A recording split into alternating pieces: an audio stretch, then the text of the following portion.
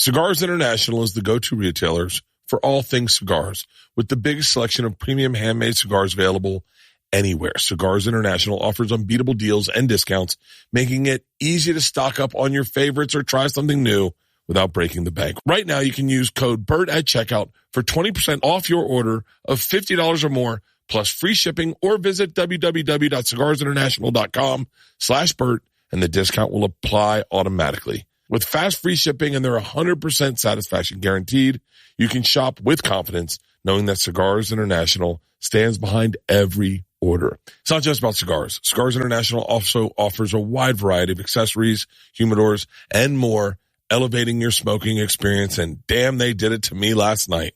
I got a great humidor that I got through Cigars International. I got a humidor stacked with a bunch of cigars I'm unfamiliar with, but I trust their selection. They know what I like, and they always ship me the right stuff. Use code BERT at checkout for 20% off your order of $50 or more, plus free shipping, or visit www.cigarsinternational.com/BERT, and the discount will automatically apply. They're all pouring themselves into information. Yeah. And absorbing everything I can. And then I think that helps inform your art, I think that's what's wrong with my art, is that all I take in is World War II documentaries. Oh, so I have like a ton of Hitler jokes. The Permission to Party World Tour kicks off September 18th in Rockford, Illinois, the 19th in Milwaukee, the 20th in St. Paul, Minnesota, the 21st in Duluth, Minnesota, followed by Eugene, Oregon, September 28th. Avoid scalpers and go to BertBert.com to get your lowest ticket price. I was just talking to the Bobby Lee. Do you know Bobby? Do you know anything about comedy? I love comedy. Oh, for real? Yeah, I'm a huge fan. I listen to you. I listen to Bobby Lee, Theo, and who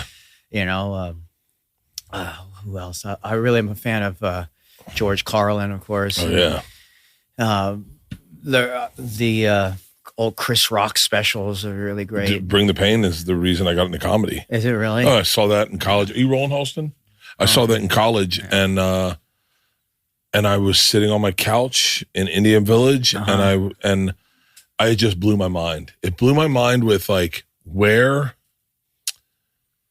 the possibilities of what a joke was. So I didn't understand.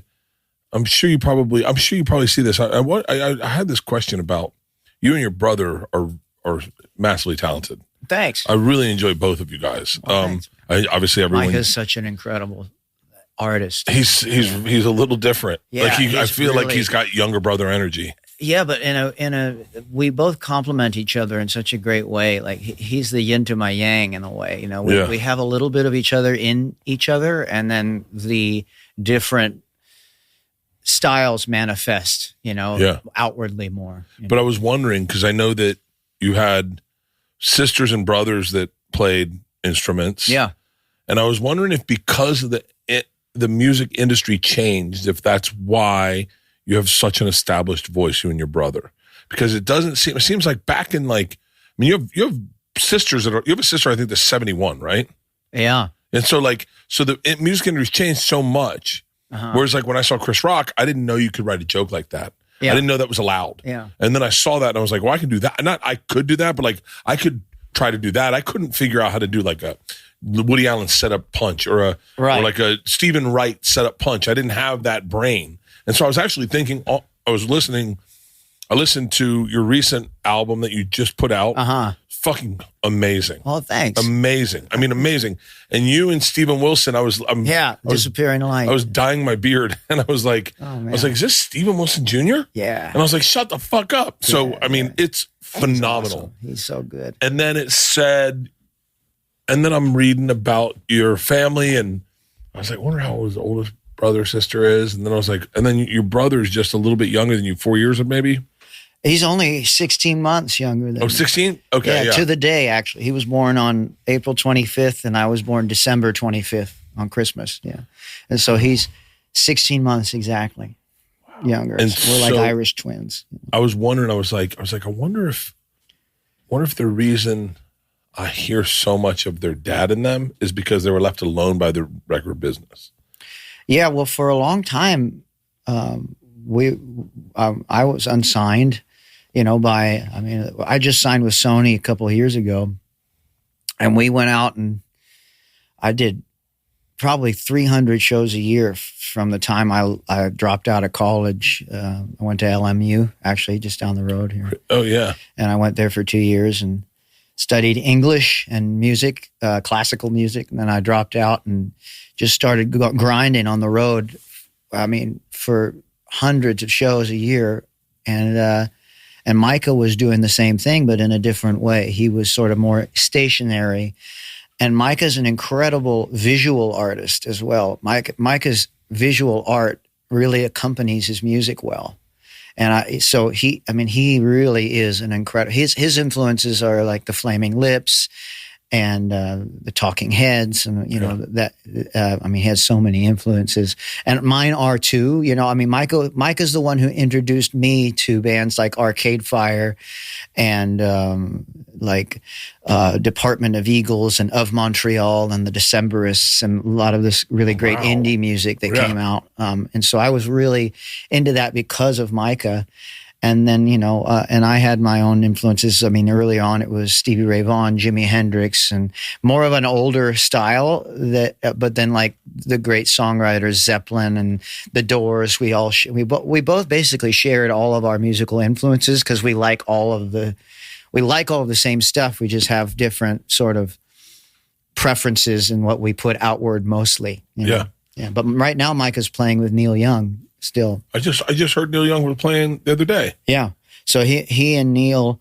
So my band was playing with Neil for about 5 years, and then a lot of those guys stayed with him when I went off to do this record, and so he takes my old band on the road, and they play with him, and then Mike is also part of that as well. Was music always going to be a part of your life, or was it just like, because this is one of my, I described you to a couple people. One of my favorite stories is we're sitting at a table. It's me, you, my wife, Sierra Farrell. I'm blanking on Winona Judd. Winona Judd was there. Yeah. Cactus was there. Yeah. It was a bunch of us, and I very casually just said to you, "Where are you from?" And you said Austin and Maui. Yeah, both. And I was like, "Oh, cool." Yeah. I was like, and I have friends that live in Austin, so I was like, "Oh, cool." And I was like, Maui, and then I'm trying to do the math. I'm like, it must be military, right? It's like, right. I was like, yeah. I was like, there's a base on Maui. I was like, no. And I was like, I wonder if we know anyone in common. And I was like, so what does your dad do? And you were like, he's a musician. Yeah, no, I think you said, are you being serious? And I said, yeah. And you said, I didn't say that. You said, no, you said, wait, are you talking to me just to talk to me? And I was like, yeah. Because we were sitting next to each other, and you were like, are you just really curious? And I was like, yeah. You go, my dad's Willie Nelson. And I went, are you being serious? And you're like, you don't know who I am? Not like in a kind of way, but like we're sitting at a table. We all introduced each other, and I just am so oblivious. No, and it was the sweetest thing. Yeah. The way you said it was so sweet. Well, I actually prefer if people don't know, because they know me for me. I met you as you. Yeah. I knew you were playing with Sierra. Yeah. I had seen Sierra a bunch online. Me and Bobby McGee is one of my favorite things I've ever seen in my life. Yeah. And we were just kind of just bullshitting. Yeah. And then immediately, I don't think we talked about anything other than tour buses from that point on. Because I'm really fascinated at the way you've been able to sleep on your tour bus, because I have this whoop, and you got the same. That's why we started talking, because we both saw the whoop we were talking about our sleeve scores. That's exactly how it started. Yeah, because I don't even remember was talking about dad at all during the whole conversation. You casually, I was like, what does your dad do? Because that's how I said, what does your dad do? Yeah. Trying to figure out how you lived in both places. I might have thought you were joking. Yeah, and you were like, are you being serious? And I was like, my dad's Willie Nelson. I was like, oh, for real? Yeah. And then I was like, oh, fuck, I should have put two and two together. No, but I'm glad, it was a great, genuine way. It's always weird when people say, oh, I'm so sorry. I'm happy that we just vibed already without, because it's weird. Sometimes when you say that, like I never tell people that right off the bat. Like, I'd imagine my daughters, I'm in no stretch of the means in any way do I have the legacy your dad has. However, fame and being a child of fame is an interesting... It's an interesting thing. People change their attitudes and change. And sometimes it's like, a lot of times they change it for the better, but then you wonder why. You wonder if that's, like a lot, and I prefer to just get to know people based on vibe anyway. So yeah, we were talking about our sleep scores, and then you were telling me how you'd been able to like vibe out your bus to where like you can sleep actually on it, I sleep so good on my bus. Yeah, which is amazing. And you get a good sleep score. Wild. In the 90s all the time. Okay, so, and you're on tour. And I'm on tour, but here's the thing, and I'm curious. I have so much I want to talk to you about. Yeah. But my lifestyle is a lot more manageable on tour. Yes, I agree. Well, because I can just, it's a set schedule. I know that I'm going to wake up in a new place. I can go and take a shower, and there's a gym around. I can do the gym. I'm going to get 2 meals a day generally. I usually skip breakfast, and I'm going to get the lunch that they provide at the venue and then the dinner that they provide at the venue, and I can tell them exactly what I want. And so that helps me health-wise just get into a routine that I can then wake up. The only issue is, for me, has been that while I'm rolling on the bus, I've noticed that this thing doesn't register me as sleeping well. Yeah. It's only when you're parked and still that you actually get the good, proper, deep REM sleep. It'll say that sometimes it'll say I didn't get sleep at all when I felt like I did sleep. I remember having, that's because you're sleeping over the axle. Right. Yeah. So that was the big move we made. Sleeping in the middle of the bus, right? Yeah, we built a room in the middle. It doesn't have a slide out, but it's in the middle right behind the first set of bunks. Yeah. And then the bathroom behind it. Yeah. And I sleep. You sleep well. But I always say this to my wife, and she never believes me. Like, if I go to Hawaii, that's not a vacation for me. Ultimately, I'm worried about everyone. I want to make sure everyone's having a good time. I'm up early. I want to work out. I want to make sure I catch the breakfast with everyone. I want to spend every time with everyone at the beach. When everyone goes over to Dr. Mai Tai, I want to have a Mai Tai. And I come back destroyed from those trips. Yeah. And then when I get on the road, that's interesting. It's like a vacation. It's like, well, Maui I use as a because I've got some of my oldest friends in Hawaii, and we all have good. I'm not really doing like my routine in Maui is I'll wake up around 6 and I'll go to the gym, or I'll go for a beach run, and then I'll go to that's sleeping late, 6 p.m. 6 a.m. Oh, sorry. No, that would have been when I was 14. God damn, I want to sleep like that. I used to do that. That was back in the day. But no, I'll wake up early and I'll go and do my thing, and then I'll have like all of the health stuff get done in the early part of the day, and then just have the rest of the day to hang with people that I haven't seen in a long time. Oftentimes, I left in March and I didn't get back till when was it? A few weeks ago, which is, what is it now? We're in September. So I left in March and got back in August, and so I leave for long periods of time, and then I base out of Nashville. Basically, the summer and the fall, I'm working pretty much nonstop. So I'll base out of Nashville, which is more central. And then when people are kind of off work in the wintertime, I'll come to Hawaii and I'll just kind of recharge for a bit, do a little work here and there, do benefits if it comes up, try and give back a little bit, and then hit the pedal to the metal again. So I try to use Maui as my recharge, healing. Okay. And then when I get on the road, I'm just work nonstop. I love working, See, I wish I had that ability. I have no ability to recharge. Interesting. My recharge happens on the road. Well, but that's great. Wherever you find it, it's good. Yeah. My day is so perfect on the road. I'm so excited for this tour because I sleep until 11. Wake up. I don't really shower. I'm a late shower guy, so I'll go and I'll maybe get lunch with everyone. We'll do an activity like go to a sporting goods store or I love going to like a outdoor world, like one of those, like one big like a Bass Pro Shop. Bass Pro Shop is like and just do laps. I love that. Yeah, that's fun. And then go back. I take a nap every day around 4. I wake up. Show starts at 7:15. I wake up around 5:30. 6 o'clock. I walk into the gym. I work out from 6 to 7. Wow. 7. I get into the shower, get dressed in the green room, and I hit the stage by 7:45. So you work out right before your show. Right before my show. That's cool. I like that. I love it more than anything. I love that late afternoon workout. I can't do it at home. And I just was talking to my dad on the ride here. I was like, I haven't been drinking, and I say that, but I didn't drink last night, and I didn't drink a few nights before, and so I have a chunk of days where I haven't been drinking, which is bizarre. And I said, I can't wait to go on the road because a lot of times if you get done and you get done at say like 10 o'clock, 10:30, a lot of times you're like, maybe I won't drink tonight. Maybe I'll just smoke weed or maybe I'll just, pass out, right. Call it early. Well, you get that exercise, you get those endorphins and it kind of satisfies the itch in a way. I think it's, I'd much rather have the high of exercise than a drink, Oh, yeah. Personally. Well, you I don't drink anymore. Yeah. You quit drinking and weed, right? Yeah, I quit. That was the harder one. Yeah. That was the hardest part, yeah. But, and I just quit that because of my lungs. My dad, at 92 is healthy, except he has trouble breathing these days. And so that really, so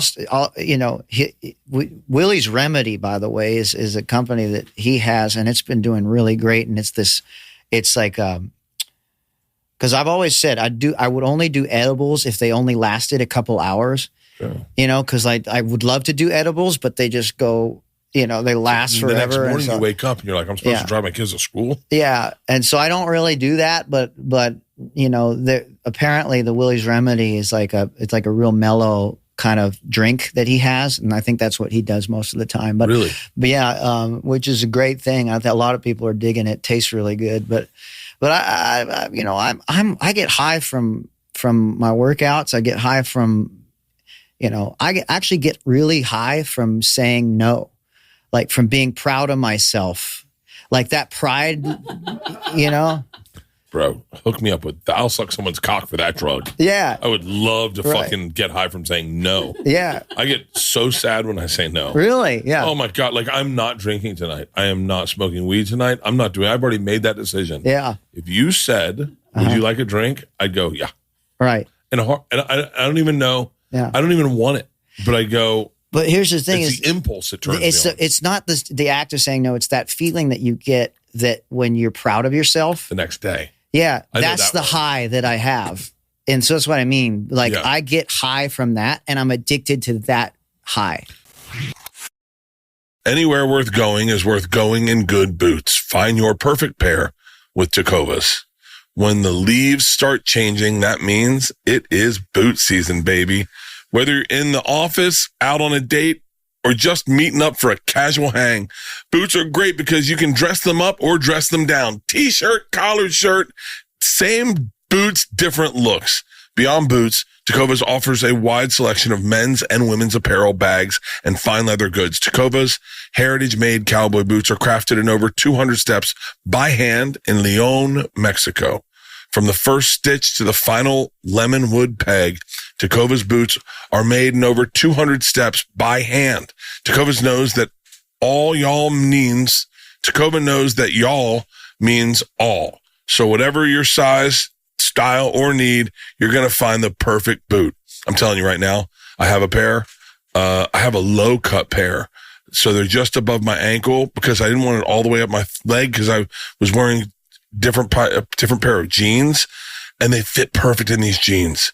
They're the Dean Black Cherry Crocodile, and these things are sexy as shit. I'm telling you right now, get 10% off at tecovas.com/Bert when you sign up for email and text. That's 10% off at tecovas.com/Bert. That's TECOVAS.com/Bert. Tecovas.com/Bert. See site for details. Tecovas. Point your toes west. No one plans for hair loss, but through Hims, you can take the next step with confidence.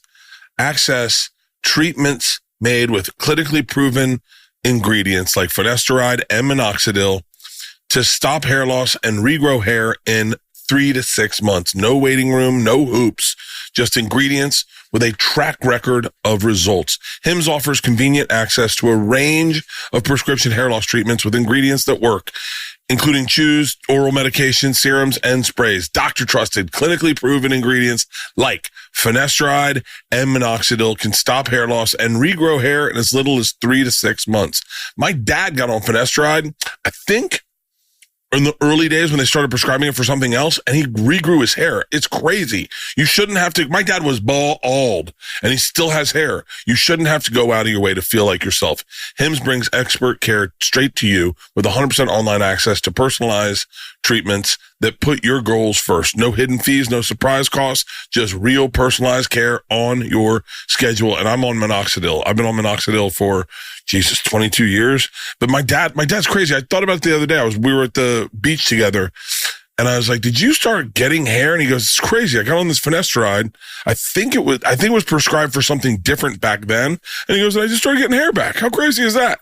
For simple online access to personalized and affordable care for hair loss, ED, weight loss, and more, visit hims.com/Bertcast. That's hims.com/Bertcast for your free online visit. hims.com/Bertcast. Individual results may vary based on studies of topical and oral minoxidil and finasteride. Prescriptions required. See website for full details, restrictions, and important safety information. So wait, how old were you when you first smoked marijuana? 11. That's pretty young. Yeah. I snuck around a lot, Yeah, and you were living in Hawaii at the time? Yeah, I used to do, I went through some like pretty rough. There was one time in Chicago when I was really young that I blacked out, and I wasn't much of a drinker ever really, but that I think was part of the problem because I just kind of felt like I could, and I drank a lot, and I had pills and a whole thing. And like like in Chicago, I went on this bender, I missed a show, and I woke up like choking on my vomit, and it was really intense, but I survived it, and then I took that as a sign, okay, it's a second chance to like really take myself seriously. And, I felt like, okay, what are we all but sand and dust? But like, I feel very grateful. I have something that I love in life, and that like makes kind of life worth like doing.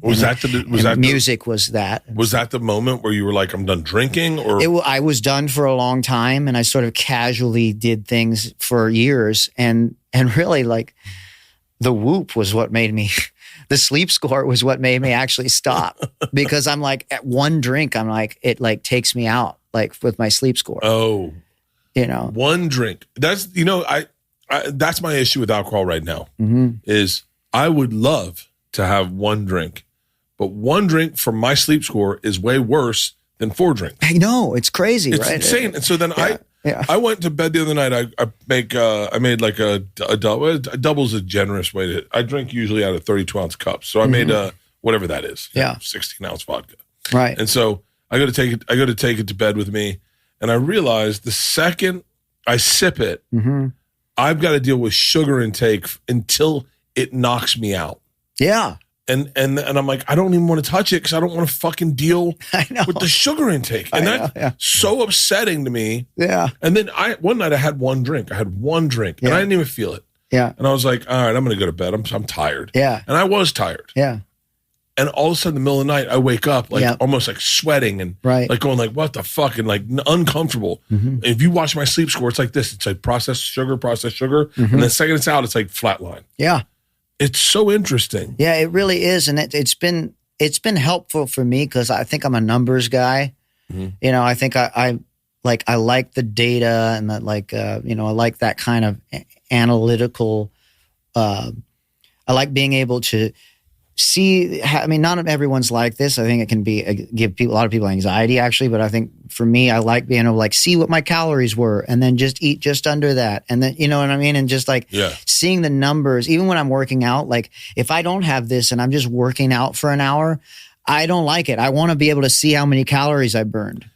How frustrating is it? Yeah. When you go to work out and you turn your Whoop on and it's like 2%. Yeah, never mind, I won't even work out. Actually, funny enough, I forgot the battery in the charger in Maui. So I'm like, I gotta go to like Best Buy. Wait, which one do you have? It's the new one. The new one. Oh, that's the new battery. Yeah, it's the I was new like, battery. I have fucking 9 of the old batteries. Oh, good. Maybe it'll work. God. I don't think. Yeah. Hey, Kyle, see if there's a battery downstairs. We'll charge them up while we do this. Yeah. Well, luckily I have like a few days to get it. This one lasts so much longer. Yeah, it does. I just switched over to the leather thinking I'd like it more. Yeah.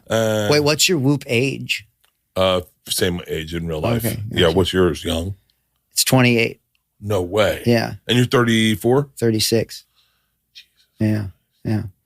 I just tell people I'm 28 now. That's great. Yeah. Because technically, I did a podcast with this guy, Landon, I still have laughed so hard about this. He goes, did you get your Whoop age? And I was like, yeah. He said, mine says I'm like 49. I go, how old are you? And he's like, 26. And I was like, for real? And he's like, yeah, let me see yours. And he goes, mine's 52. And he goes, oh, okay, so it's not that bad. I go, no, I'm actually 52. Yeah. I think about that every time I look at my Whoop. Yeah. I'm obsessed with my Whoop. I'm obsessed with it. Yeah. We should do a Whoop commercial, man. Calling all Whoop employees. They've been good to me. The owner of Whoop a long time ago reached out. A long time. I've been a Whoop member since. I mean, this probably won't blow your mind. No, it's been. Oh wait, I'm sorry. Let me turn off my workout. Are you working out right now? I guess I'm working out right now. My workout today was. Let's see. What's your average strain? I don't know. Mine was 7.2 today. I didn't do anything today. My average is, let's see, where will it say the average here? Average strain. Just go back to like any of your workouts. What do you normally get on a workout? Like 12. That's good. Yeah. So you really work out, huh? There was a time when I first got the Whoop where I was so into it all, and I got really obsessed with working out every day, and I hired a trainer, and I got myself into good shape and everything. And now I'm just a little more balanced with it because I obsess over things. I obsess over music. I obsess over anything I get into. I think I was technically diagnosed with ADHD when I was a kid. Really? I thought it was bullshit. I still probably do. I stopped taking the Adderall that they prescribed to me when I was younger just because I was like, I don't know if this is my thing, but maybe I don't know. I thought it was a made up thing, but I don't think it is. It's probably real. It has to be real because I'm horrible to talk to because I switch subjects all the time. Yeah. I'm like, as you said that, I was like, all right, that's where we're at now. And then I'm like, what were we saying about Whoop? I think I got diagnosed too when I was young, and then I just was like, well, yeah, that I'm not going to take. And I took Adderall once. Yeah, and it was a party for me. Yeah, I think it just caused me to get too speedy. I don't like the feeling of being all speeded up. I don't either. I much preferred the weed, which is more chill. My buddy is a big speed guy. He likes pills. Yeah. And the other day everyone was out partying, and someone came up and gave me a handful of pills. Like, these are for yeah. And I was like, nice. And in my head, I was like, I'm gonna fucking find out what these are. And then I saw their speed. I was like, hard pass. Oh yeah. The last thing I need is to be up with my thoughts. Oh man, yeah, me too. Well, I mean, when I was a kid too, I used to crush it up and snort it and then I would just stay up all night and play guitar. Actually, I think that I credit Adderall actually to me being pretty good at guitar because I used to just do that. It's funny. I listened to Billy Strings' Theo Vaughn podcast, which is really interesting. He talks about the way he grew up, and he actually credits some of his, guitar playing to being strung out and staying up all night and just playing over and over again. And I can relate to that, not to his extent, but just in my own way. It was just abusing my Adderall prescription. But it's true. It's I remember one time my dad used to get, back in the day, there was two Fens. It was Fen, was the drug. Yeah. But it was two Fens. One was like a dopamine receptor one, and one was speed. Yeah. And the other one my dad got was the speed one. He got it for diet. And one day my dad gave it to me, and he was like, and I didn't eat a thing. It was Easter Sunday, and I didn't eat all day. And I fucking felt great. I went to sleep, had a few beers, went to sleep, woke up. My dad's like, keep some for when you want to lose weight. And so I did. The next day, a Monday, I took one, and I wrote about 3 TV synopsis pitches. That's awesome. And gave one to my manager and was like, what do you think? And he's like, these are fucking great. These are fucking, where did you come up with this? Where has this been the whole career? I was like, speed. Yeah. And then I was like, Dad, I want to finish one of these scripts. I need more of those things. He's like, great. Sent them out. And I remember my face twitching, feeling numb. And I was I think I'm having a stroke. So I stay away from them, but they're really, I mean, I think that's the reason my buddy's successful is that he's eating speed like candy. Well, there you go. I mean, weed's a beautiful drug. Yeah. Weed's a beautiful drug. It's a medicine for a lot of people, Yeah. I wouldn't even, look, the word drug has so much connotation to it. You know, when I think of weed, I think of, for most people, I think of it being a medicine to them. And it slows a lot of people down. In a lot of cases, it helps people focus. And then, you know, there's studies that show that because of the strength of it these days, it can actually cause psychosis in young kids and young people. And so it's not like it's all good. I think I got that once. Yeah. Oh, yeah. I mean, for me, it you know, it's just, I think, you know, it's one of those things where you got to just take it individually and see what's right for you, you know. How were you parented about Ask your doctor marijuana? What's right for you. Like if your dad caught you smoking marijuana, it's kind of a weird. Well, my dad never really. My mom didn't like me smoking, and that was a good thing. I'm glad she, you know, kept on me about it. Not that I listened back then, but I you know, it was good to have. I didn't become a stoner until later, you know, and I was a good faithful stoner for up until I hit 30, which is when I started slowing down a little bit with that. Oh, really? Yeah, because after my experience where I went on that bender and I had all that, you know, I slowed down everything. I quit everything for a couple of years, and then I sort of gradually brought things back and kind of went back into, you know, but I never went over the top. And then it was more like spiritual reasons that caused me to want to be clear, you know, caused me to want to grow and become a better person. And I realized that I was using a lot of these things in order to just run away from the real joy that I could find if I just cut through the bullshit inside and like faced all my demons. And so I kind of did that in a way during the pandemic. Really was when I like, all right, this is the time to. Whereas a lot of people went the other way, I like started like really getting deep with myself. I cut out weed, I cut out drinking, I started eating really well and exercising every day, learning a little piano piece and meditating.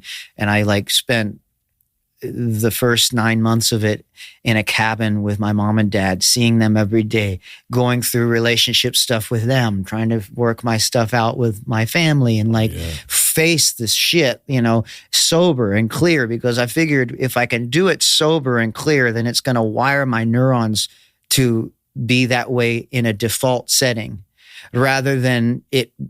Like I could come up with epiphanies while I was high, but then it wasn't my default setting. So as soon as it wore off, it wouldn't set in, you know? Yeah. And so I felt like I needed to go in deep, sober, untie the knots in my soul and let them fall away. And then that helped me to move forward a little bit and grow. And I really had to let go of a lot, you know? I mean, I was living the life of sex, drugs, and rock and roll for a long time, you know? Did you feel like when you were partying, did you feel like you weren't a grown up yet? Yeah, I still don't feel like a grown up. I don't feel like a grown up ever, and I wonder if that goes away.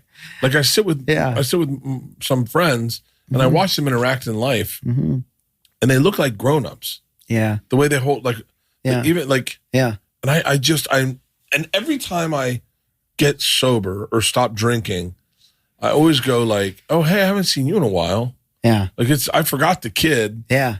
And then I'm like, well, man, what have we been, like, it's almost like I pull him out of a time capsule and he's like, what have we been doing? And I was like, not much, man. Yeah. I mean, life's good, but like, we haven't grown up a ton.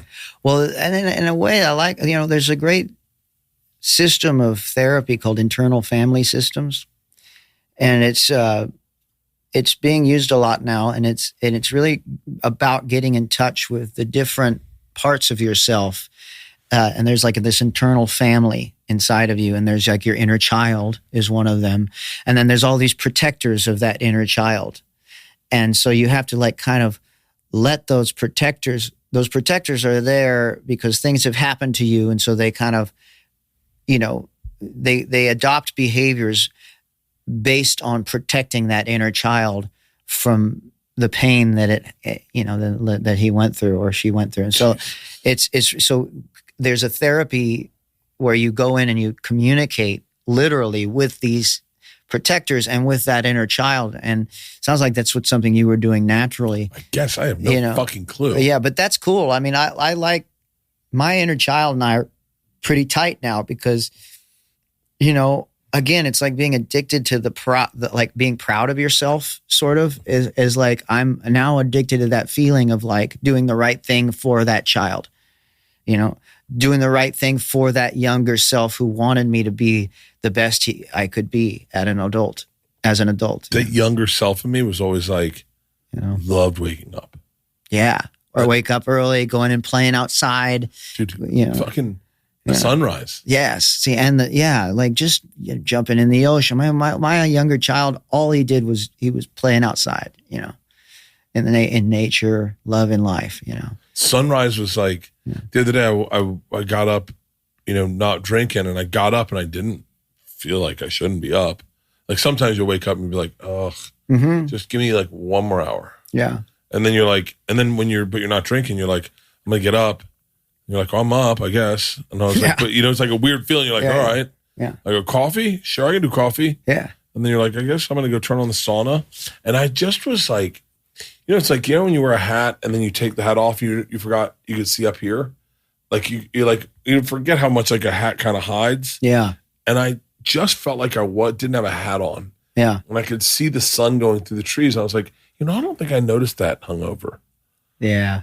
And it's a super bummer to think like, how many times I've just allowed myself to be sick, like just allowed myself to be a little off and not appreciated waking up again and seeing the sunrise. Right. Yeah. But then I think I wouldn't be here without it.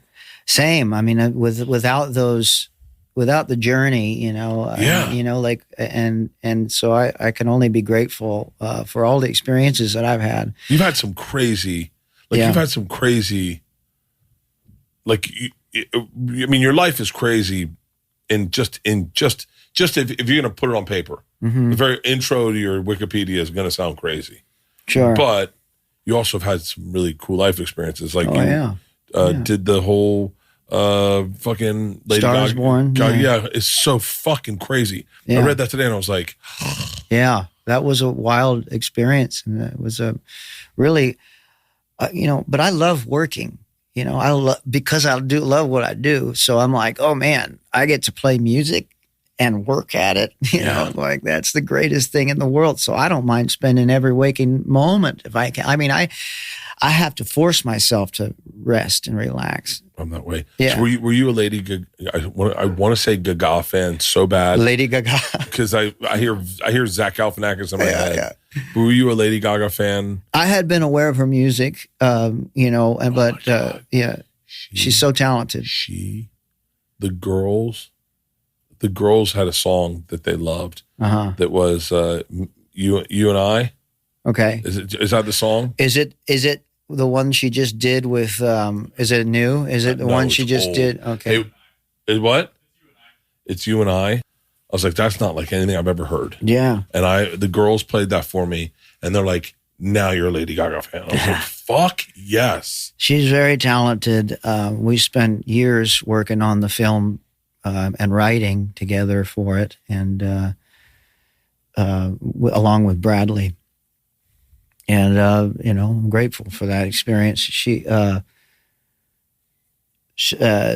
Bradley and her and myself, we're pretty proud of that movie. It's pretty great. Yeah.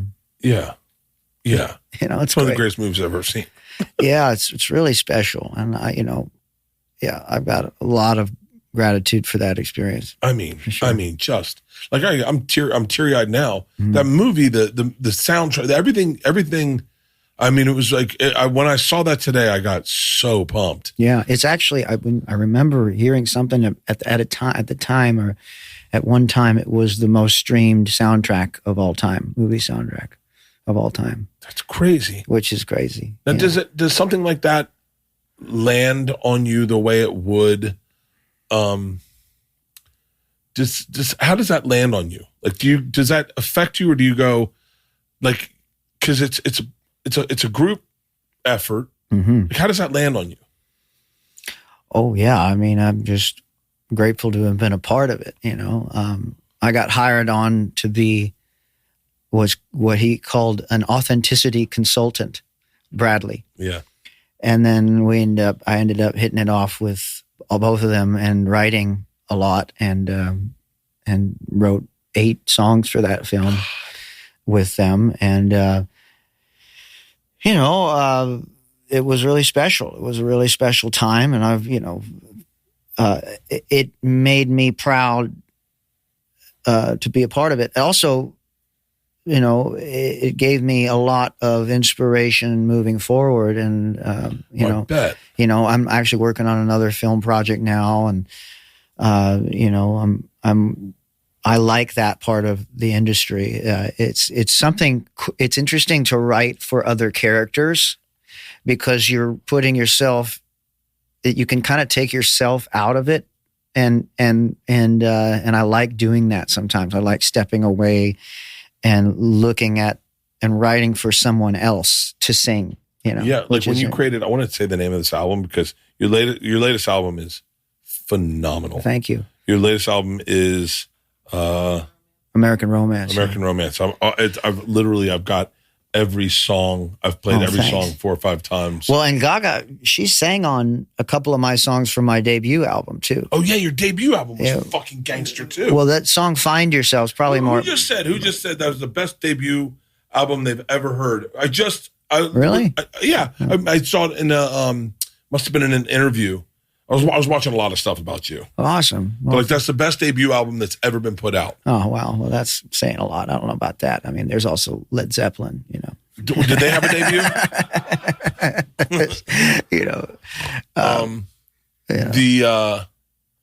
I love, I don't know what it is.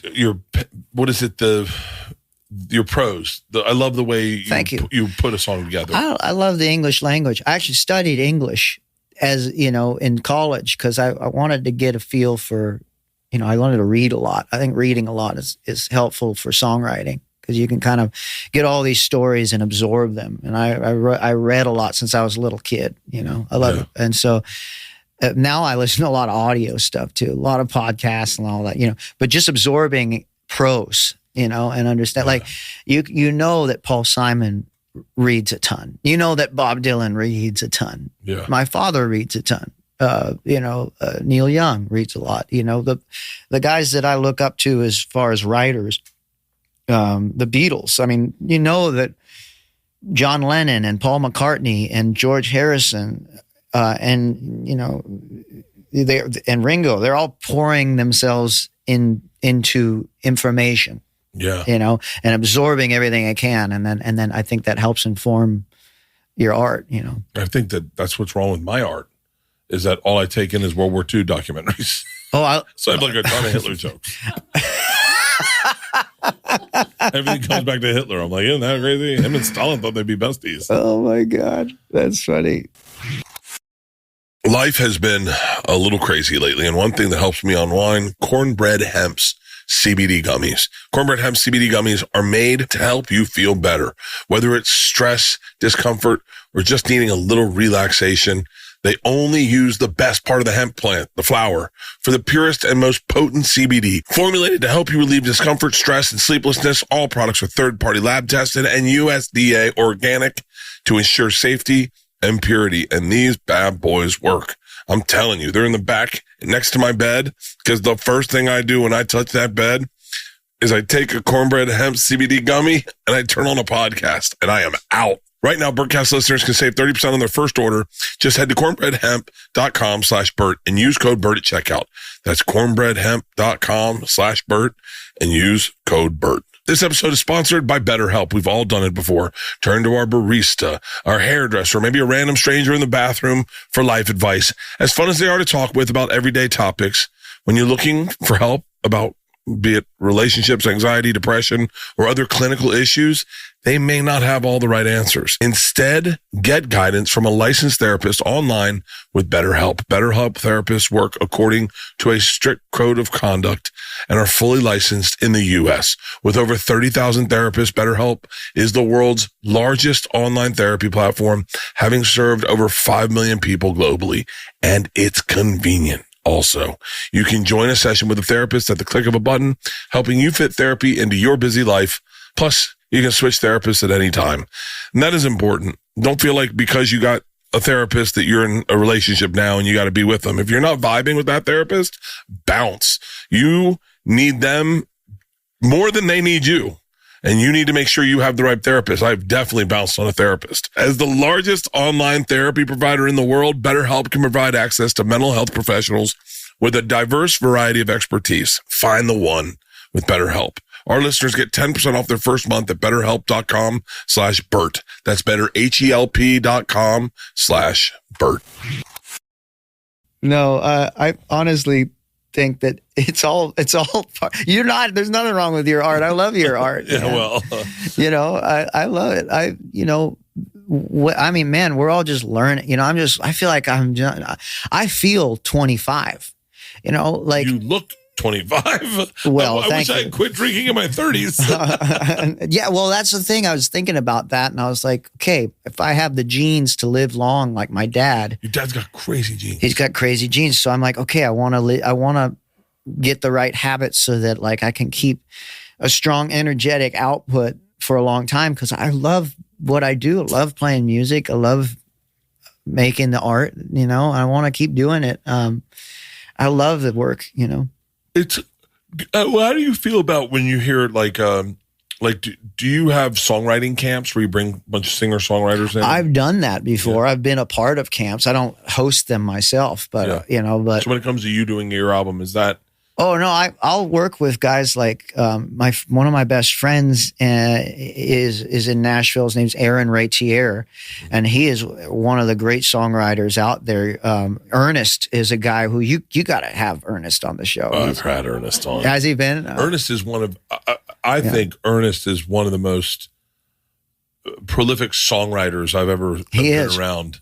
He is, and he and I are really close friends, and we've been working together really closely on a lot of projects. He is one of the best songwriters that I think we very much see eye to eye on a lot of, or ear to ear, if you will. Hey, I made a little joke. He's incredible. He's really great, fucking incredible. And I always think that whole Nashville scene right now is just such a great, inspiring place of like creativity. Yes, he is. And the thing I love about Nashville, seemingly from my experience, is that everyone wants to lift each other up. Yeah. There's that feeling there that you want each other to succeed, that you have a community there of musicians that are working really hard, because everyone there is there to work. Everyone there is there to hone their craft. Everyone's grinding, writing songs. There's guys like John Decius, there's Aaron Ratier, there's Ernest, there's Delaney Ramsdell. I mean, Anderson East. There's all these people that have been around and are like, and Lainey was in that town for 12 years before she broke. That's crazy to me. Yeah. That someone could be in that town for 12 years. Yeah. That's like, yeah.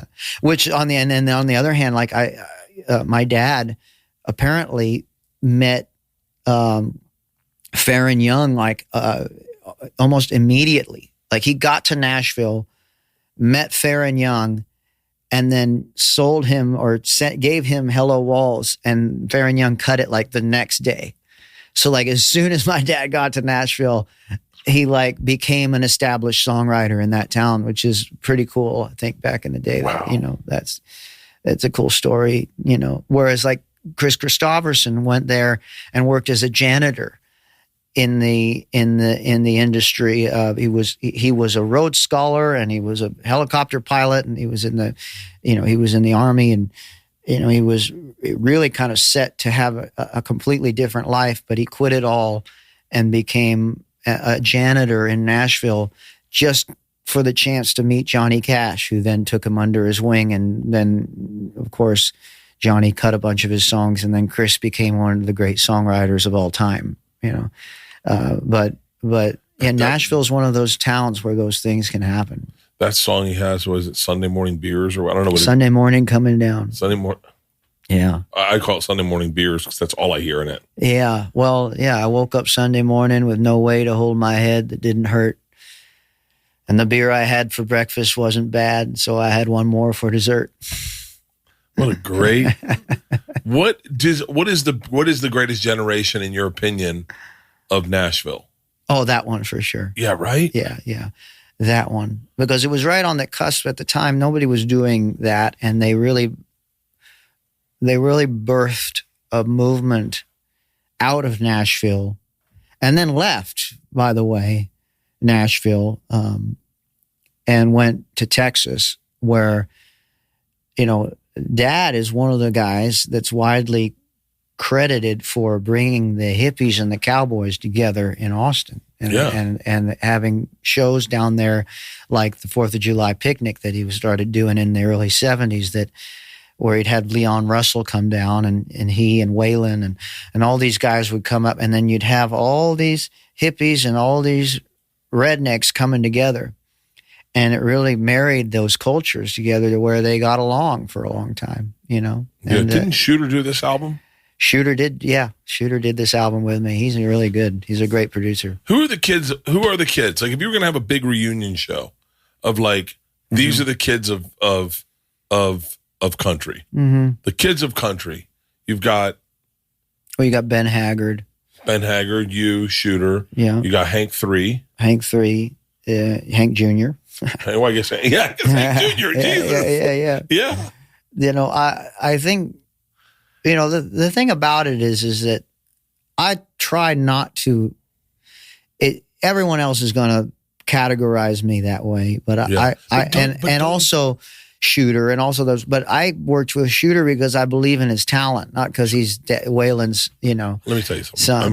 I mean this with respect, but only because Shooter showed up for me at a time when I was looking for new music. Yeah. I don't mean this is like sacrilege. Right. I'm more of a Shooter fan than a Waylon fan. Well, sure. I mean, because that's when it showed up for me. Shooter, Sturgill, your album, you're like the album, your album I just listened to today for the first time. Oh, wow. And I'm like, this is fucking incredible. And well, thanks. The only thing I regret is my wife will hear it, and then she will overplay the fucking shit out of it at her house. Uh-huh. And at one point I'm going to be like, enough. Yeah. He's a great kid, Leanne. Well, but then you can come to my shows and sing the words in the front row, to me back. She fucking like with all the kids. She will be.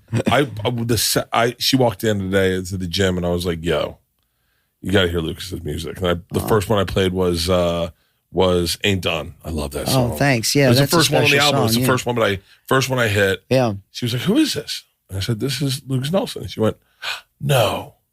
And I was like, yeah, she goes, "This is good." And I was like, oh my God, this is going to be playing. This is like, you're in the path of Sturgill and the Red Clay Strays. Oh, and great. Because she loves country music. We're playing a show with the Red Clay Strays sometime soon in October, I think, Is it?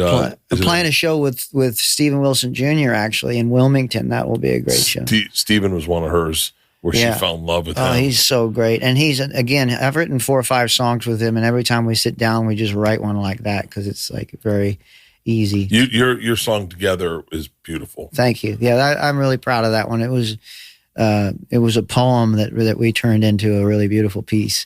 He's got an amazing guitar style too. He's really a great guitar player. Yeah. He's only got other guy that I know that's out there right now that plays like Dad, where he'll plug in a gut string guitar to an amp. Dad's the only other guy I know that does that. Yeah. And he gets a cool sound out of that thing. Very, grungy 90s country vibe, like 90s, like grunge scene mixed with country. He said something about Death Cab for country is kind of what his vibe is.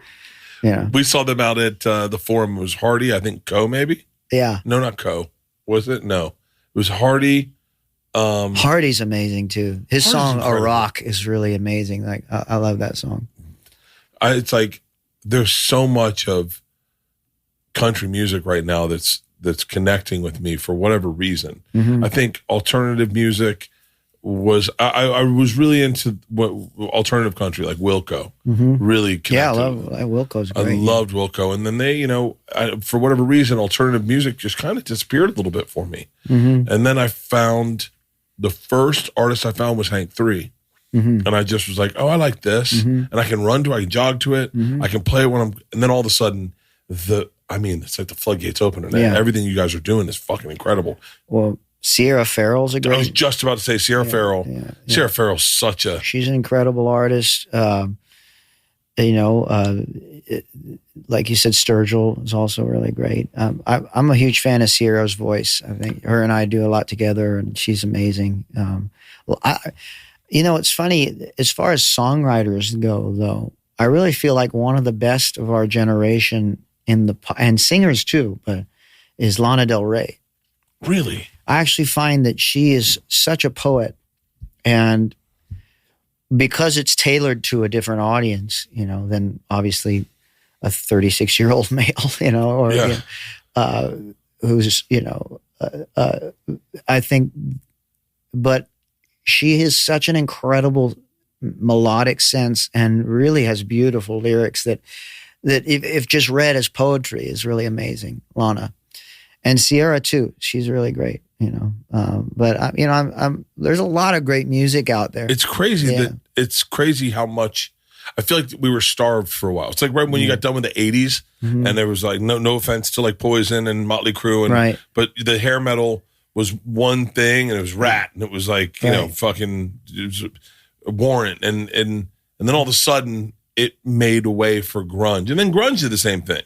Yeah, grunge was, that was a real movement. And I think you must have been what? I was 5? Yeah, young. I was born in the end of 88. So I was born December 25th, 1988. How often do you go back to Austin? Quite often. We're playing 3 nights at the Paramount end of this month. Really? Yeah, at September, 29, 30, and like October 1st. I don't know, somewhere in that area, And then so once you hit the road, you're on the road, then when you go back to Maui, like, and this is what I'm fascinated by because I can't seem to relax. But like, do you get up and go surfing? When I go to Maui, I do relax. Like, I wake up and I make myself relax. I'll go and do things like, I try and keep a good routine, I try and just, but I've got friends that work in construction there. I've got friends that are bow hunters and they're fishermen and they're pro surfers and they're firemen. And, when I go there, we just hang out. I feel like you just described what was his name? Shane. Who's the pro surfer I follow who bow hunts and does all that shit? Oh, well, there's Matt Miola is one of my best friends, and he's a pro surfer, but he's a really great bow hunter.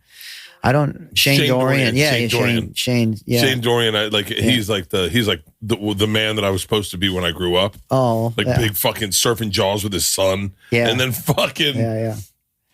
And then there's is this your tour? Oh, that's good to know. Telluride's this weekend. Yeah, coming up. Next weekend is Ashland, Kentucky. Yeah, Healing Out. That's with Chris Stapleton and Tyler Childers. Tyler's another one of those guys that came out of that same world, to me. He's really great. Farm Aid I'm going to do. Ohana's coming up. That's down in Dana Point. That's Eddie Vedder's festival that he puts on down there. Wow. You should come to that. You're going to be, yeah. I'm on tour. Wow, there you go. I'm on tour. As long as you're on tour, I'm on tour. Yeah. But I know we're doing the whole same kind of thing there, Golly. Yeah. Yeah. There's a lot of theater. Yeah. Yeah, we'll be out. This is giving me anxiety. You're in Eugene, Oregon on the day after my birthday. Oh, really? Yeah. I'm really proud of the musicians we put together, man. We really, really have a good time live. Fall is here. Football season, yard work, maybe even hunting trips. But let's be honest, staying fresh can be a challenge. That's why you need to hear about Mando deodorant. From your pits to, everywhere else, Mando high-performance odor control and sweat control that actually lasts all day. Forget about those colognes that mask the stink. I got a buddy who dumps cologne all over himself, and you're like, okay, apparently you smelled. Mando blocks odor before it starts. It's one stick, 2 jobs. That coverage through double overtime games, that weekend project, even those extra long pre-holiday shifts. You're good. It's not magic. It's science. This isn't your typical deodorant. It's clinical strength, 2 times better at controlling sweat than the standard. Deodorant re-engineered to stop odor before it starts. It doesn't mask odor. It prevents it. 100% of study participants experienced all-day odor protection.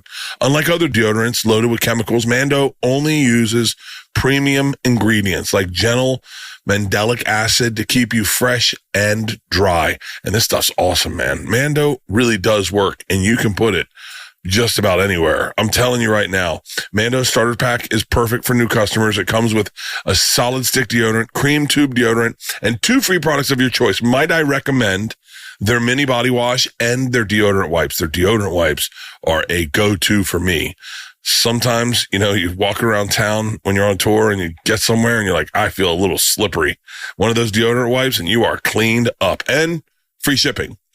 As a special offer for our listeners, new customers get 20% off site-wide with our exclusive code. Use code Bertcast at shopmando.com for 20% off site-wide plus free shipping. That's shopmando.com. Please support our show and tell them we sent you. Mando's got you covered with deodorant plus sweat control. Say goodbye to sweat stains and hello to long-lasting freshness. How do you put together a band? Well, you just ask around, you call people that say, hey, anybody looking for a job? And you kind of go out to a rehearsal space and try some folks out, give them a batch of songs that you already have. It's easier because I've been playing so long. And I use the same bass player that I've been using for the last 15 years. Really? And at Ohana, I'll have Tato, the percussionist I've been playing with since I was 8 years old. And so we have recordings that we can give to different musicians to say, hey, learn this exactly. And a lot of them know, and they can. And so I've got a great band, great steel guitar player, Dakota Holden. Oh man, he's amazing. And great drummer, Maxwell Flanders. And this guy, Jake Simpson, who's an incredible fiddle player. And he's actually learned all of Dave Matthews stuff like to the T. So when I did a show with Dave, he blew Dave's mind. He had him come up and play on his set, and so that's been special for him, because he's a huge Dave Matthews fan. And in the world of musicians, and then we've got this guy, Eli on the keyboards. And so, in the world of musicians, though, word of mouth is really how you get it. Really? Yeah, that's how you get people. Dave Matthews. Dave's a great fan. He's a great friend. He's awesome. He's an incredible guitar player. His guitar style is unique. You listen to what he's doing. It's very, very, very unique. He's an incredible singer, songwriter, guitar player. I love Dave's music. If you had to play one song, I'm gonna name the band. If you had to play one song from that band that you go, I'd play that. That's my favorite song to play. Okay. Yeah. Let's start with Dave. Okay. Ants Marching. It's such a fucking banger. Yeah. It's especially do you remember, you don't remember, I was about to say, do you remember in college when someone knew how to play that? You're like, I knew how to play that. But if a guy could play that, you'd be like, oh, how much, are you going to get all the pussy? What about us? Yeah. God. Oh, that's so funny. That's true though. Dave was like the college guy, right? I think he got, because he was the University of Virginia, I think. I think so, yeah. I think he was from Charlottesville, Virginia. Yeah. And so he kind of cut his teeth over in Virginia and really got a big college crowd. They tell stories about him where he was so big in Virginia that he'd go down to Florida and he wouldn't have anyone there, but the people were like, wait, it's going to change. What about Led Zeppelin? Oh man, Led Zeppelin. Now, 2 things, okay? So campfire Led Zeppelin and then on stage with your whole band Led Zeppelin. Yeah, well, there's Tangerine, Going to California, the whole House of the Holy album. Shoot, man. My favorite one is, and this is going to really ruin it, but I got my first legit television job. I rode roller coasters for a living, and I had Cedar Point was all of ourselves. We had the whole park to ourselves, and I was driving in an SUV in Cedar Point, listening to and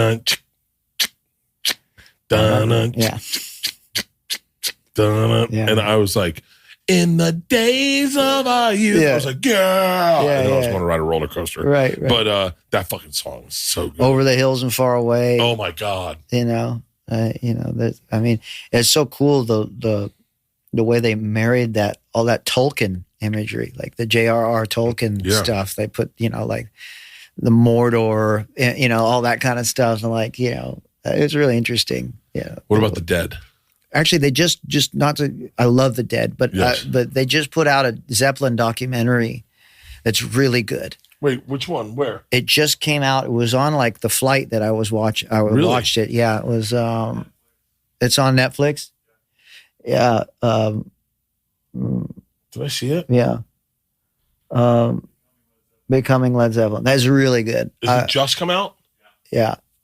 It's really, really good. What documentary I want to see? And I'm going to show you how little I know about music. Yeah. There's a documentary on Jeff Buckley. Oh, yeah.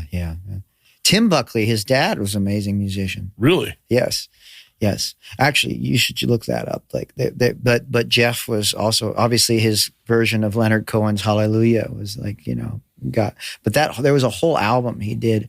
Kelly Slater actually told me that Jeff is one of his favorite musicians. Really? Yeah. But I love the Grateful Dead. I'm really good friends with Bob Weir. He's one of my favorite people, and the whole Weir family. They seem like extended family to me. I went and saw them at the Sphere, and it was just mind-blowingly good. And Paul McCartney was there, and he did Dear Prudence. Not Paul, but Bob and the Dead and Co. did a version of Dear Prudence, which was just made me tear up. They sounded so good, and the whole visual accompaniment, was insane. I feel like Tool should play the Sphere. If Tool played the Sphere, I think it'd be huge. Dude. Because you'd have all of Alex Gray's art, which is incredible. Yeah. And that would really lend itself well to that huge setting. Tool is such a great visual band. Right. It is. Yeah. That's the thing. That's why I feel like it would just Tool work. would be perfect. Tool would be great for that, But I'm a huge fan anyways of the Dead and of Tool. And What's your favorite Tool song? Oh God. I don't know. Prison Sex was mine for a very long time. Yeah. Because it was a cyclical story. Yes. Which one is the song where they had the Fibonacci sequence? The drummer actually did the Fibonacci sequence in the drum. I know this one. Right. That's the, God damn it.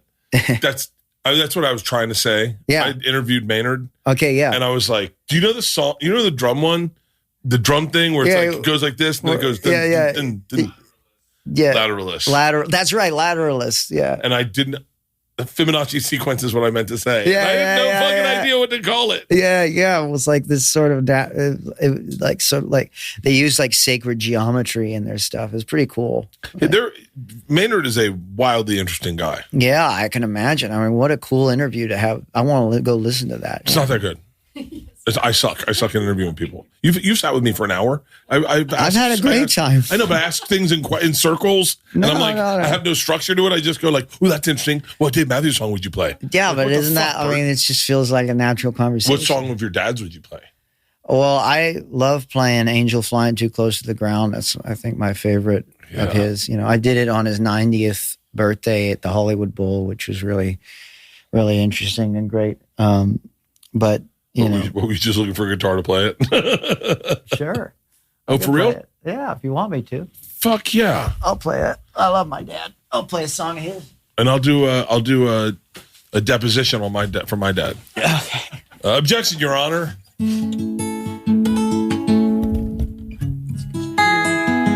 Oh, you got a whole thing. Look at they're always ready. They're musicians as well. What age did you get good at the guitar? You started how young? I still don't feel like I'm good. You're pretty good. I'm telling you, I play the guitar too, and I feel like I'm good enough to tell a story, with the music. I wish I could do that with the guitar.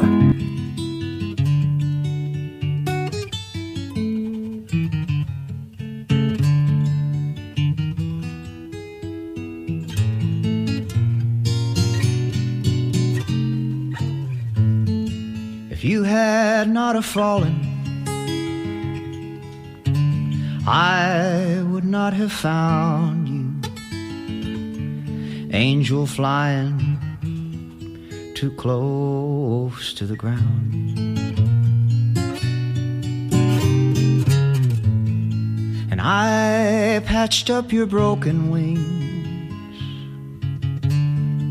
And I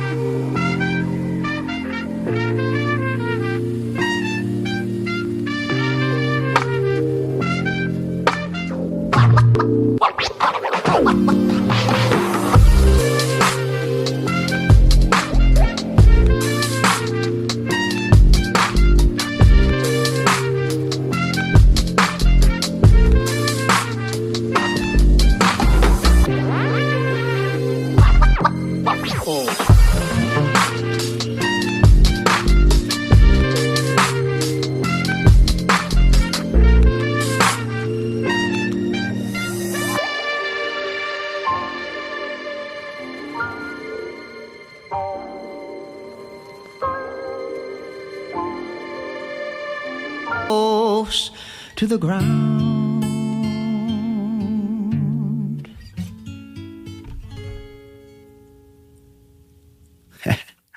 There's so much to it. Yeah, that's a beautiful song. So when you write a song, are you... It's a nice guitar. Oh, thank you. Yeah. When you write a song, like, what's the funnest part of the math problem? Actually, the inspiration. Like, I wrote this song called "Find Yourself," and I was heartbroken, and really heartbroken, and it just came out like this line of, "I hope you find yourself before I find somebody else to be my love." And like, I was listening to a lot of like Etta James and Al Green and Aretha Franklin, so I just like started, and I got angry, you know.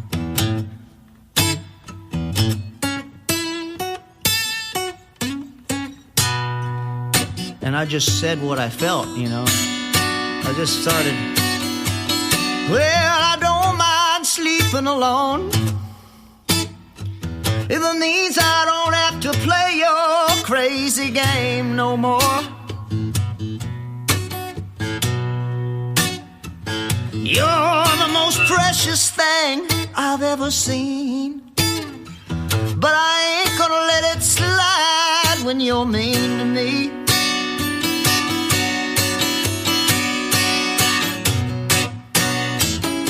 I know the love that I deserve. I said I hope you find yourself before I find somebody else to be my love. You know, I just kind of like feel it, like I feel like I felt it, you know what I mean? I felt that, and I was like crying when I wrote it. So like, you know, and I think those are the ones that, you know, they write themselves. Like, do that again. Do another one. I could sit and watch you play the guitar forever. I wish I was drinking now. Like now I'm sitting here just going like, God, you're fucking so talented. Well, thanks. I'm glad you're not, because we're sober buddies. Yeah. Yeah, but we could play something else. Let's see. Please, anything. I wrote a song about like the ideal relationship that I wanted to have, and so I was sitting in Austin. All right, you ready? Okay. Yeah. I was about to say, this is how stupid my brain is. I was like, ideal relationship. Okay, she's made out of chocolate. Yeah. She's got a fat ass. She's got a, like, but like, as you say this, I'm dying to hear this. Well, it's more about like on your deathbed, like whose face do you want to see? You know?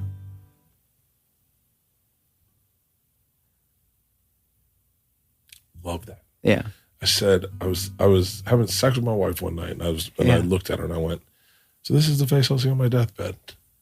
Yeah. I was like, I'm cool with that. Yeah. I think that's real love.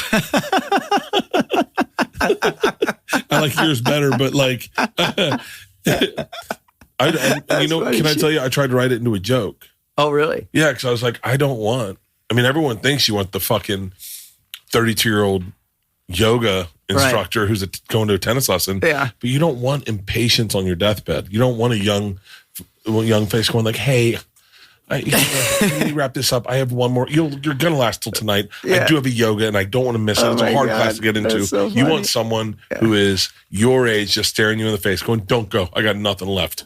You're the last thing I got. Yeah. So that's why I want to see my wife's face. Well, I always envision it as like me and my wife sort of like dying hand in hand. Would love that. You know, the murder, idea, suicide. like, Murder, suicide. Yeah, exactly. Yeah. Or like in Pompeii, you see that like that couple that like is cremated forever together. Yeah, I would love to die in Pompeii. Yeah, like with Leanne. Well, just move to Hawaii. There's a chance.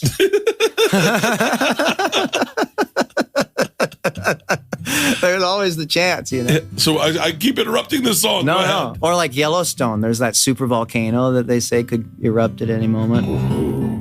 Would destroy the whole world. I want my whole family there, and I want to die in an instant with all of them. Yeah. But I want to be at the front so everyone sees my body first. Like that father was protecting his family. I'm like this. Yeah, just forever. Like, just look at that brave father. Yeah. Does that say Bert on his chain? Wow. Yes. Yeah. Too bad they can't tell how well you were hung back. You know. Well, I think those clothes will burn off.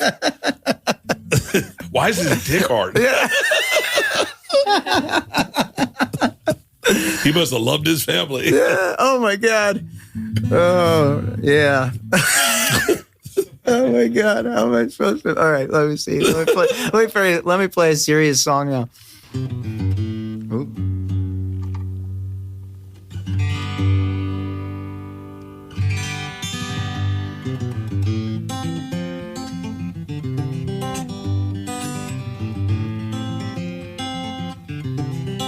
Dirt road winding rocky.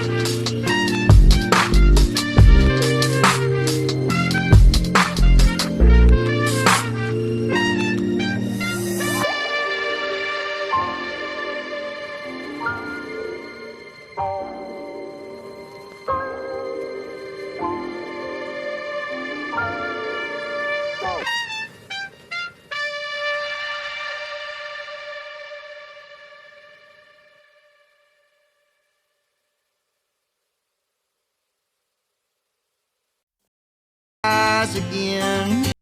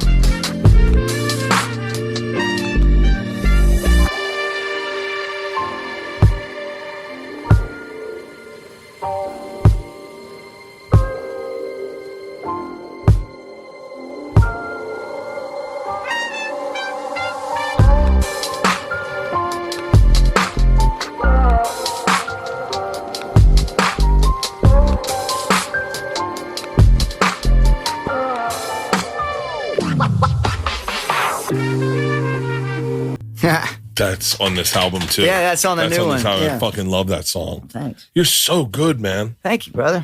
That is so. Is it like my dad has no frame of reference for what I do for a living, but like, is your dad like ever going like, you're getting better? Man, the best thing in life is being with him on stage playing. I bet. You know, I mean, we play a lot together. We did I'm so glad we did this. We did a Pearl Jam song together called Just Breathe, and did a video for it back years ago. And I love that we'll have that for the rest of our lives together. You know, I'll always have that with him. I love that I'll have him and his voice and his, you know, with me forever. You know, it's such a. I'm so glad he never wore condoms because all those kids. I mean, was that from Half Baked? Was that a reference to Half Baked? Because he says that in the movie Half Baked. No way. The joke is, there's he's asking Dave Chappelle. Dave Chappelle, he says, "You know how much condoms cost back in the day?"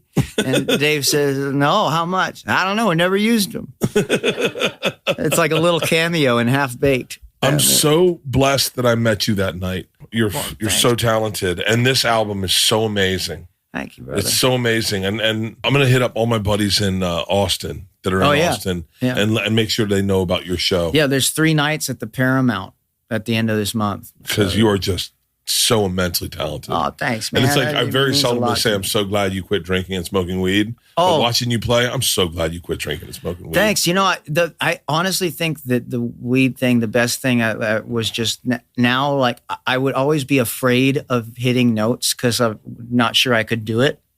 But I can barely talk. Well, but with the smoke in the lungs, it's just so much, you know. Yeah. And I think, I mean, I've just gotten a lot more comfortable going on the road that way. Drinking too, you know, I'd lose my voice out after 3 days of drinking, you know. Yeah, you're talking to. Yeah. So like, you know, it's just a practical thing for me, you know. Just it's really not like never would tell anyone else what to do, but I just feel like it's so much better for me. Dude, you're inspirational. You're like it's you know, when I saw Dave Matthews do a show. I don't know if he quit drinking or not, but whatever. But he just looked so good on stage. Yeah, and he had such great vibes and energy that I was like, God, man, I want whatever he's taking. Yeah, and I'm sitting across from you. I'm literally sitting there going, I want whatever he's taking. Oh well, it's what I'm not taking. It's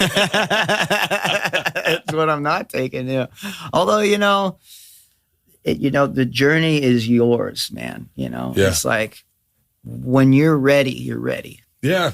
You know, and sometimes you'll be 93 and not ready. Exactly, man.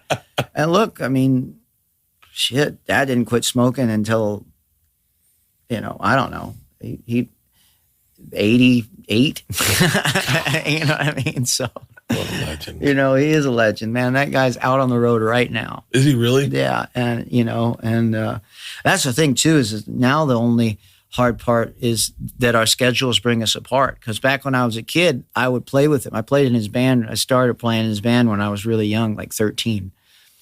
And I loved it because that's what brought me closer to him, because I'd be sad. He'd be gone all the time, you know, and I'd be like missing him. But then that's kind of why I started playing music, was just to get closer to him. I bring my girls on the road with me in the summer. We did this festival, and I love it. I think comedy right now is what's saving the planet. The ability to laugh brings people together, you know? I agree. And like we need to be able to talk and laugh about things. You know, everything under the sun. There should be nothing sacred. You're talking to the right person to agree with that. Yeah. But I just really believe that that's it. You know, I grew up telling the dirtiest. My dad told me the dirtiest jokes ever. He taught me a limerick when I was 6. Billy Roy, the cabin boy, the dirty little ripper, lined his ass with broken glass and circumcised the skipper. I learned that when I was 6 years old, man. You know, so like my dad's a funny guy too, by the way, if you ever talk to him. But, you know, I mean, I've heard all his jokes now, you know, but sometimes we tell each other jokes and, you know, but like, yeah, comedy is it. It's everything. Laughing is why I think one of the great reasons why life is worth living is so we can laugh, you know. I just was with Bobby Lee right before this, and we laughed harder than I've ever laughed in probably a year. We laughed so hard. Like, yeah. We were showing each other our buttholes.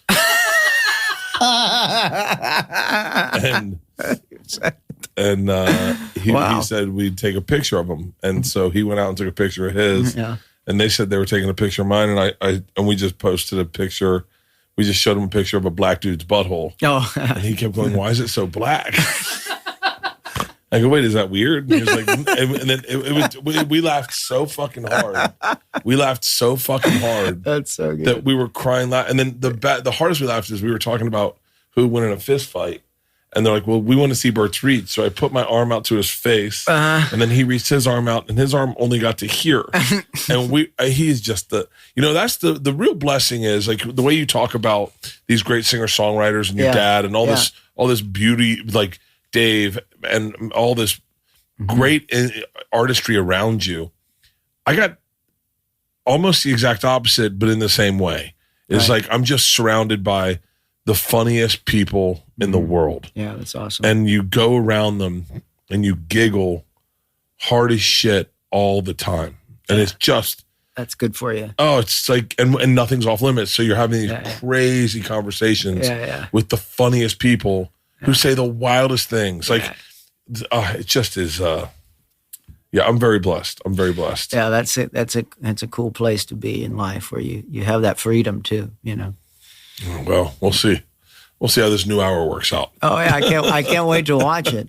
Did Tom just put a new thing out or no? He has a new TV show called Bad Thoughts. Okay, cool. Tom has Bad Thoughts. He's got a new hour he's filming in November. Okay, that'll come out, and then great. Yeah. I'll be watching all of it. Yeah, I have a lot of time on my hands riding down the road. Well, God bless, man. Yeah. Well, check out his tour. Hey, the new album is fucking phenomenal. Thank you. You are absolutely inspirational and awesome, and probably. And I hate to say this to all the people that have played here, is like, that was probably the funnest guitar I've ever gotten to sit here and listen to. That's awesome. Just, I love the story and everything about you, man. Thank you. And now I'll go show you my tour bus. I can't wait. Yeah.